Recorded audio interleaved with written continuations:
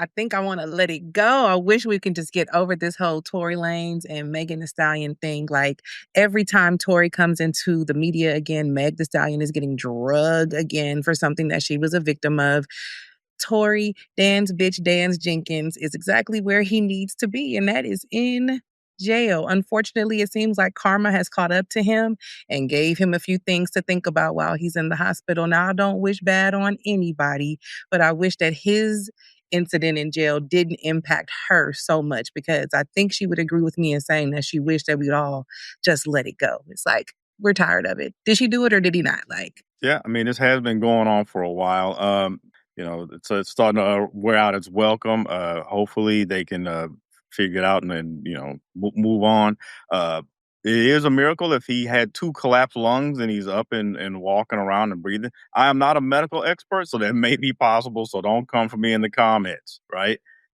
But uh, at the worst, this is going to be a great album. This is going to come out, and this is going to be his 50 Cent I was shot 9 times. He's going to, I don't know how you mix that into an album. I was stabbed 14 times, allegedly, because they are saying he was allegedly stabbed 14 times. I don't know how you don't definitively know somebody was stabbed 14 times, but that seems pretty, open and shut, whether you were stabbed 14 times or not, but whatever. The timing is a little uncanny with the new evidence, and his dad is asking Governor Newsom to let him out of prison and to bring him home. So it's a lot of pieces going on here, but worst case scenario, he's got a hot album coming out off of the I've Been Stabbed 14 Times. And hopefully somebody's working on a hot track for that. Facts. That's it. Do you want to go? Or did you want me to go? I opened it up. Oh, you did? Oh, my bad. So, I was sitting here as a man realizing, because I think I heard what Tia said. And, sometimes as men, sometimes we come on these platforms and it might come across a certain type of way. So I don't want to be the guy who just piles on, right? Because sometimes you do have to look at it from Megan's perspective, right? Like she was just out partying with her homegirl, you know what I'm saying? And the nigga she was fucking at the time, they, just having a good time. Maybe she didn't know that her homegirl was fucking the nigga that she was fucking. You know what I mean? And you got liquor involved, young people. And yeah, you guys are right. She was a victim. You know what I'm saying? And she got shot. But like not really like shot like in a Tupac kind of way, but I don't know like if it was fragments or exactly what happened. But she certainly did have injuries, which is not to be taken lightly. You know what I'm saying? And then since then, who knows where her mental has been, right? And all the things she had to deal with that situation. And then, she's still trying to resume her career. So, since then she's gotten to deal with Popeyes opening up stores, continue to go about her life. So I get that, our sympathy should be with her being the victim. But the thing that I wonder, though, because this is where I think the crux of the story is that what if Tory didn't shoot her, right?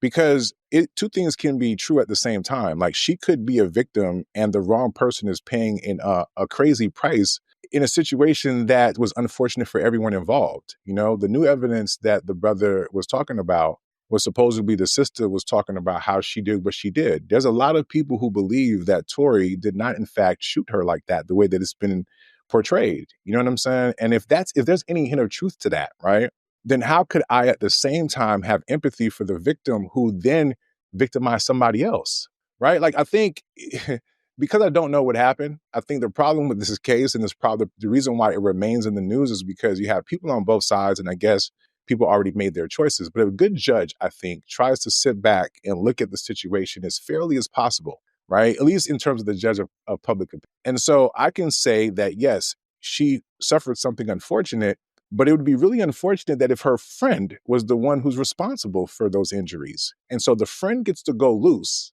and brag about it and do their thing. While the brother, yes, he's done a lot of things and he was really fucked up in a lot of ways, but does he deserve to get 10 years in prison for it? Like, just stop for a second and imagine. Again, I don't know, right? Because we can always empathize with the victim here, right? So if he's in fact in jail, like a lot of Black men sometimes are, who are innocent of the crimes that they've been convicted of, can you imagine being in jail knowing you didn't do it? Yes, you played your hands wrong. And so I get it. You got to pay a penalty. But while you're in jail, you get stabbed too.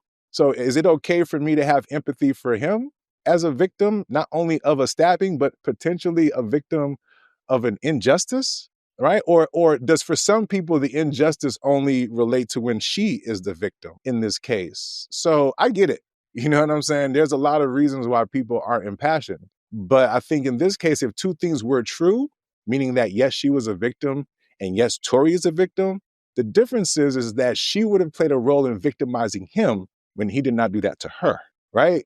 In fact, there's any truth and merit to the fact that he was not the one responsible because for whatever reason, and I'll land with this, I find it interesting, especially amongst women, that somehow y'all can't imagine that if her friend was fucking the same nigga that she was fucking and there was alcohol involved, and oh, this little short playboy ass nigga was about to fuck Kylie too in front of me. Oh, this disrespectful ass little nigga that I let be around me, right? Y'all can't imagine that the homegirl who is jealous of her friend's success and how she's able to move, there's no way that Kelsey could have done it. So if y'all in y'all black women's minds know how some of y'all trifling black women move, y'all can't even give the nigga a little bit of grace, like the grace up to his height worth or the grace of the foot or the pinky that he shot. Y'all can't give him that little bit of grace. I mean, because for me, I start off by saying I can understand how she was victimized. You know what I'm saying? And I can. I'm just simply saying, can y'all understand if he too was in fact victimized? And if it were to come out that he was telling the truth, I would love to see y'all reaction then. But go ahead, S&M. So for the record, I would like to note that I said I did hope the truth come out. So he did get that little bitty of grace right then and there. I don't know if it was his height worth, but he did at least get a pinky toe worth. Yeah, so. Touche. Ashe. Okay.